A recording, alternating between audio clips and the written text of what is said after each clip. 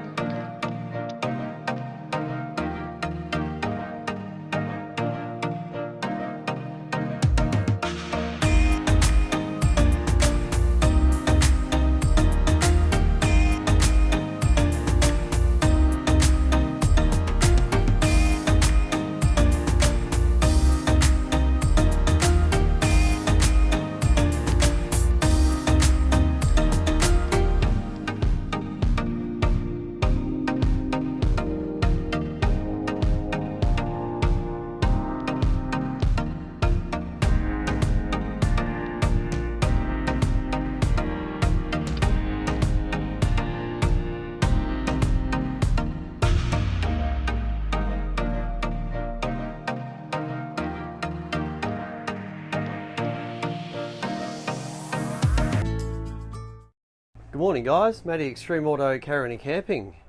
We're in a Jayco motorhomes. This is a Jayco Optimum, and these guys hit us up for a massive off-grid setup to allow them to run their air conditioning, the microwave, toaster, kettle, all of their electronic devices completely off the grid, away from any caravan park and mains source. There's a bit going on this one. These guys are going to hit the road for a very long time. They're talking years and staying in this. So we've done a pretty substantial upgrade for them. So we've done 8 kilowatt hours of batteries. So there are 620 amp hours of PowerPole lithium batteries in this. We've done the Victron inverter charger, 12 3120 amp inverter charger running on all the factory CMS outlets. So it's a seamless integration. We've done 1200 watts of solar. So 6 200 watt exotronic panels up on the roof here, which I'll show you guys some pictures of. So there's 3 on the left hand side, 3 on the right hand side with a cheeky dog leg at the front here. There's no shading issues whatsoever. The satellite dish is at the rear on this, so there's no panels at the rear at all, so there's no chance of shade interfering with the system. So we're going to see good numbers, and we saw over 1,000 watts yesterday, so really happy with that. Now there's a little bit of difference here. So the two 50 amp solar controllers that are taking care of the roof array, DC charging, we've done the Enerdrive 40 Plus, and we've cranked it to 50 amps because this is the Iveco. It's got a great alternator, and we are getting very close to that 50 amp mark, some 10 12 meters away, which is really good. And I'll show you those numbers when we get it cranked up. But this one has an onboard onan generator in factory fitted. All right, so the way that this works is it's a manual changeover switch. Now, because we've done the Multiplus and not the Quattro, so in layman's terms, the Multiplus inverter has one input only. All right, so it's just one input. Now, in factory form, this Optimum has the changeover switch, the manual changeover switch, which goes from Jenny to mains. So if you're at a caravan park, you obviously flip over to mains. If you're running your generator when you're free camping, you leave it on genset. Now, the way the multi works is, if you leave it on genset, when we start up the generator, it'll sense that and it'll charge the batteries if required. So in other words, these guys they can treat their battery bank like an electric vehicle. So that means they can forcefully charge and fast charge their batteries real quick to buy them time if they want to run their air conditioner all night. They don't have to worry about smashing the battery because, well, they can wake up and fast charge it. And with 120 amps coming from mains, the generator charger and the solar combined, this 620 amps of lithium is going to fast charge really quick. But even if you don't charge it 100%, who cares? That's the beautiful thing about lithium. You can hang anywhere in the middle. It's all linear. So I'll show you guys how that works in a second, but I'll take you around, because there's stuff everywhere on this van, but I'll take you around and show you all the components. So come with me. So first up, the touch interface. Customer was happy with this location. We were going to put it up there, but it's actually it's hard. If you guys haven't been in the Jayco before, this is quite high. I mean, there's the roof, So yeah, we could have moved this back to there and put it there, but it is very high. You're up here, and you know, like, I'll show you. See, look, I like the head height thing. Like, it's easier for people to work with, so that's why we've stuck it down there. So come with me. And here we are at the main interface. So all the battery monitoring is done there. Now we're running this. This is an original Harrier. I'm trying to get the batteries around the 70% mark so I can test my solar and vehicle charger, which we'll do shortly. It's only like 8 a.m. here, or maybe 8:30 or something. 8:30 in the morning at the moment, and we're already getting 200 odd watts. It's pretty good for that time of the morning. And it is going to be a sunny. What type of day is it? Oh, a bit of cloud cover. That's the type of day we're dealing with, but we'll see what we can get out of it. Either way, we got good numbers yesterday, so I'm happy with that. But this is what's happening on the fly. So that Harrier on heat is pulling 1100 watts. They're a beast. This thing has a diesel heater, so they'll never run it on heat, but this is just for testing purposes only, I guess you could say. But we're doing it. You know, you can do it. Just got to manage your energy. This is what's coming out of the battery. So you're pulling 80 odd amps at the moment. There's your voltage. There's your wattage. That's your solar production. Here's your AC load. So that's the air conditioner running. Note here how there's nothing lit up. Now if I go and start that generator, right, so this is in the on position. Now if I go and start that generator, so I've had it running already, so I shouldn't have to prime it, but we'll do it anyway. Now, leave it on gen set, we'll start it. Okay, come with me. Now watch that light up. Now it's going to go straight to sustain. So you won't actually see anything happen here in the form of charge. So generator's running, we're off the grid. Take note, sustain. Now, if you want to charge this battery, right, like really quickly charge it from your generator because you want to get that up really quick, touch it, menu. You go into your inverter charger, see it says sustain, and then it says it on the first screen, charge the battery to 100%. Press to start. Shore power will be used to complete a full battery charge for one time only. So that means if you select this, once it's finished, it'll go back to sustain. Very cool mode. Now make sure you don't hit this little tick, it does nothing. You have to click yes. Even if it's highlighted, you must click yes, yes. And then you go back to pages, to your main screen. Watch what happens. See that little brown arrow that's come up? Now watch this rise. Watch the charge rate increase. That'll go to above 100. So charging off-grid from the generator. Now I've set this for what, 10 amp? So let's go full song. I think he said it's a 3.5. So we'll set it for the maximum. Oh, it's really loading up now. But there you go, guys. I'm fast charging from that generator. Cool, isn't it? This is off-grid. So imagine if this was like 1,000 watts. Well, you're going to see some monstrous numbers here. But the point is you can choose now with this sustain mode whether or not to do this or not. Now, if you don't want this generator going flat out like I can hear it, you can go back at any time, back into the inverter charger, charging the battery to 100%. You can stop it. So if you click stop, yes,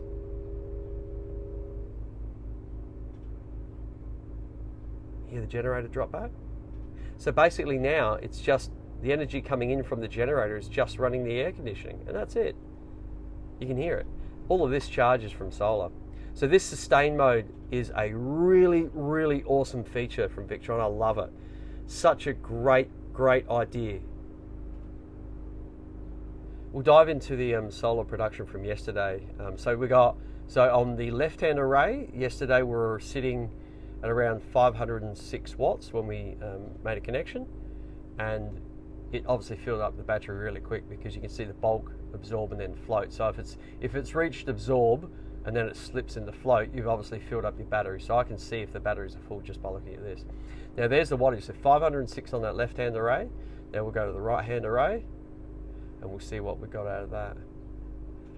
491, there we go. Beautiful. Now these are great yields. These are really, really awesome yields. Now obviously if the sun drops, you can see the time differences here. We did connect one up a lot earlier. So, you know, these settings here are relevant to the battery. So we're really good numbers here, guys. And then obviously if you want more information, you know, click battery, you can get state of charge, time to go, you know, remaining hours if you're not charging.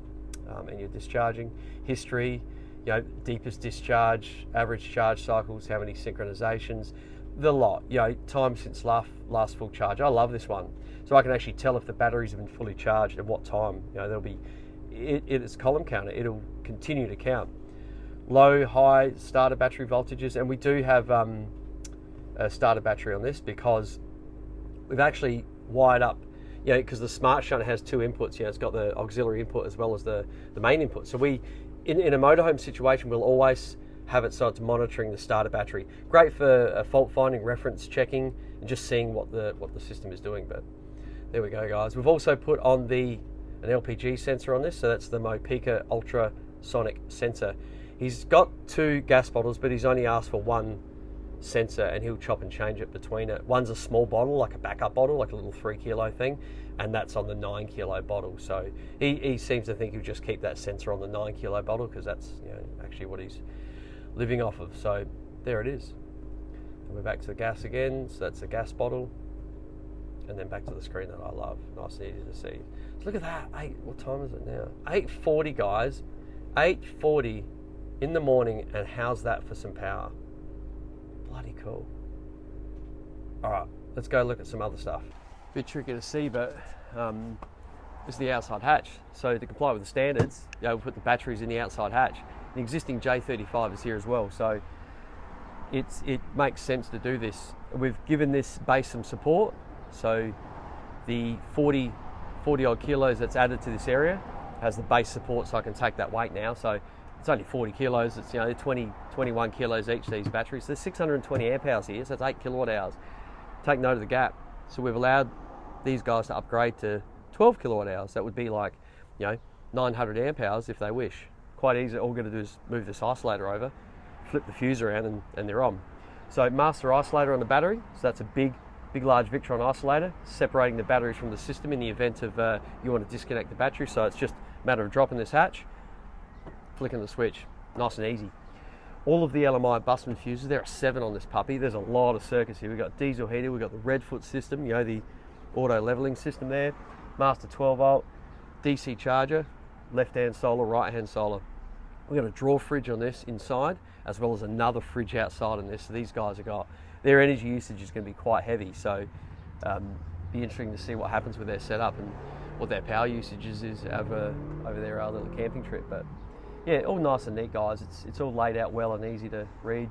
You know, the Jayco J35 is what it is. It's, you know, you'll see them kind of slapped in and just those yellow spade terminals jammed in. And funny enough, old mate had an issue with the slide out on this randomly working, and he was told if he wiggled a wire, it would just start working. So I kind of knew something was amiss, but ended up being, yeah, one of those little spade terminals, or those female spade terminals, just not crimped properly. You know, they pushed the cable in and didn't strip the insulation back enough, and anyway, fixed. Don't have to worry about that anymore. So the J35, there's no solar going into it, so I'll show you now.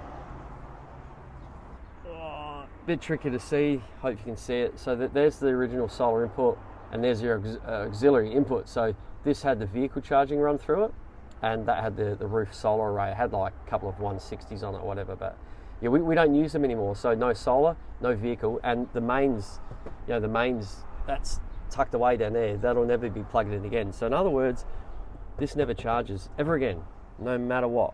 There's no solar, there's no aux, there's no mains. So no charge sources go through this. The charge sources are here now. So solar right hand, solar left hand, and the vehicle DC charger. And we've ramped, so this is the 40 amp version, you know, the 40 plus, sorry, but we've programmed it for 50, and we are getting 50 out of it, which I'll show you guys shortly. LMI down there, major bus on 50, 95mm cable, right? The inverter, tough to see, but is behind this wall, sealed off. So this wall is completely blocked off, and behind that, under the slide out area where you can't see and tucked away, is the inverter. So that's all completely out the way, so they don't have to worry about it. There's a smart shunt there, there's the busman fuse for the inverter, and there's the battery isolator I spoke of before. Heavy duty stuff, guys. This setup is a beast. Absolutely love this. So you've seen that generator charge. How about we go start this engine, and I'll show you the combined solar and vehicle charging. So if we're getting 400 odd watts of solar now, but look at the sky. I'll zoom in. There you go. So solar is what solar is, but I'll show you how the 50 odd amps comes in on top of that number. So come with me. So we'll turn the inverter off. So essentially we've got nothing being drawn, well, we've got lights being drawn, but either way the inverter's off. We'll zero this off. So that's what we're getting from solar at the moment. So just take note of this number. I'm going to go and grab these keys. Let's go do this. We'll do it live, yeah? Alright, so we'll grab these keys. It's going to look funky for a minute. I want to keep it live for you. Alright, ready? There's the camera system come on. Alright. It takes a minute or two to kick in. Come with me. Go high. Now we want to look at this battery here, okay? So 18, 19 amps going at the moment. Watch that rise. You should see another 50 on top of that. Right. Here we go. So we're only getting 300 odd watts of solar. Take note of that number. We're in the 60s. Beautiful. So that's the DC charger putting in 50 amps on top of the solar. Pretty cool. So that's combined vehicle and solar charging with using the Enerdrive DC to DC charger on this system. You see the solar backing off now. I had this yesterday when the sun was going. There was like 850 watts of solar going in. I had this pumping 70 odd amps, like combined 80 amps. It was great.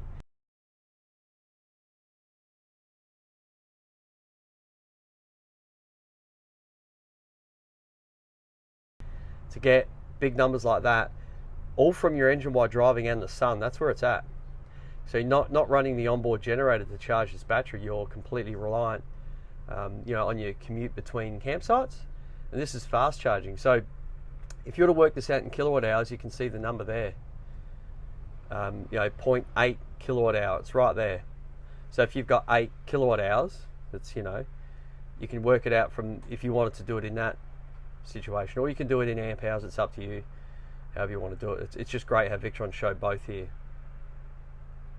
Cool, and it's that combined charging, guys. Solar, bugger all solar, and vehicles. So the 50 amp DC charger, and then the rest is solar. And we're running lights and stuff. We got these are thirsty bastards. Should probably turn these off. Let's do that. Cool. Come back up to that screen. Oh, only a few amps, weren't they? See?